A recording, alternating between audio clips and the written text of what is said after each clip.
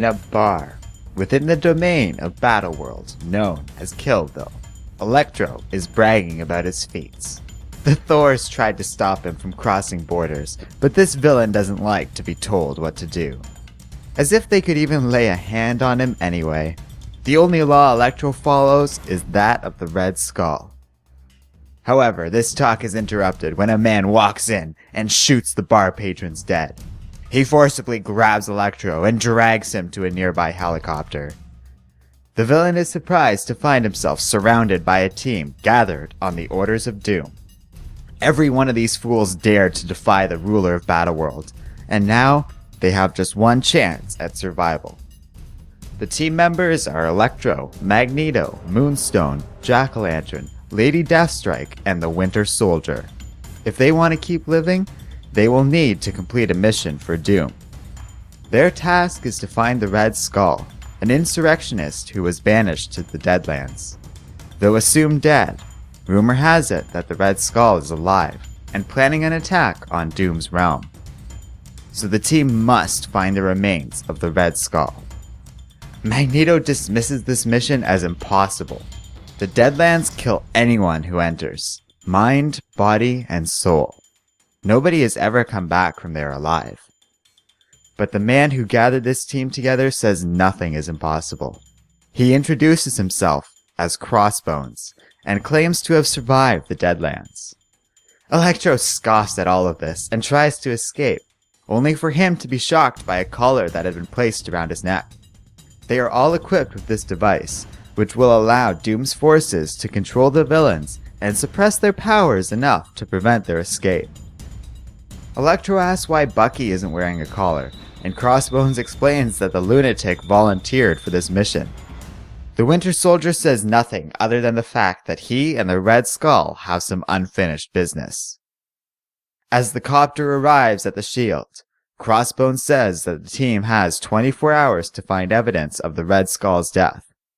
If they don't make it back in time, they will be left for dead. But if they do, they will get their freedom. At the shield, Crossbones casually kills a nearby T-Rex, who he refers to as the guard. The team heads out through a tunnel in the shield. Within these sewers, Moonstone states they should all abandon this mission and find a way back to Battleworld as soon as possible. But Bucky says that isn't really an option here in the Deadlands. Right now, their first priority is, and can only be, survival. With their powers suppressed, the team has no choice but to continue on. It does not take long for the Winter Soldier to find evidence of the Red Skull's presence here in the Deadlands, and Electro is suddenly hopeful. Not only are they going to find the Red Skull, but he is confident the fabled insurrectionists will be able to lead them out of here alive. But in an instant, a zombified version of Electro bites the very much alive one, and the team is surrounded by zombies. The Winter Soldier orders everyone to keep close and not let them get overwhelmed, but it is too late for Electro, who is devoured alive.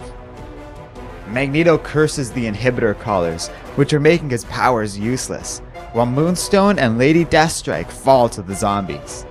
Pretty soon the entire team is overwhelmed, and all but one die a gruesome death. Only Magneto is left standing. He curses this mission. It was pointless. Nobody could survive here. But suddenly, the zombies are brutally killed, and a voice tells Eric to get up. There is power in the world believing you have died. In other words, come with me if you want to die.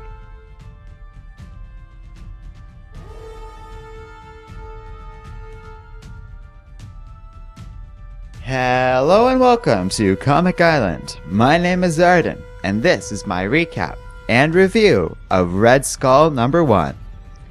Yeah, so I hope you guys like this comic, because I friggin' loved it. Oh man, what a ride. I picked this one up because it was solicited as a journey with this team into the heart of the Deadlands to find the Red Skull, and something along the lines of Apocalypse Now.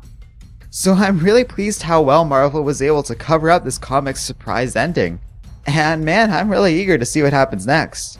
This has to be one of the better Secret Wars tie-ins I've had a chance to read so far, because it was so surprising and completely unexpected, and I was really impressed with the end result as a whole.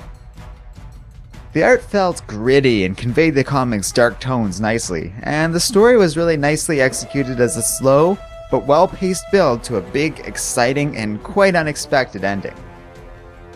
It also worked well with the gory themes of the zombie attack, and you really got a sense of them just being eaten alive in an instant. It's not the first time that a comic has ever built up a new team only to just tear them down immediately, but I like how this comic did it so well and in such a surprising nature. I recommend you check out the Red Skull #1 for yourself if you haven't already. This tie-in has a lot of promise, and I really like the idea of a Nazi like the Red Skull teaming up with Magneto in this fun little use of an alternate universe. So where things go from here should be quite interesting, and I honestly have no idea what to expect next. Let me know what you think will happen in the comments section below, and whether or not you found issue #1 interesting. And, as always, don't forget to like, subscribe, and keep reading comics.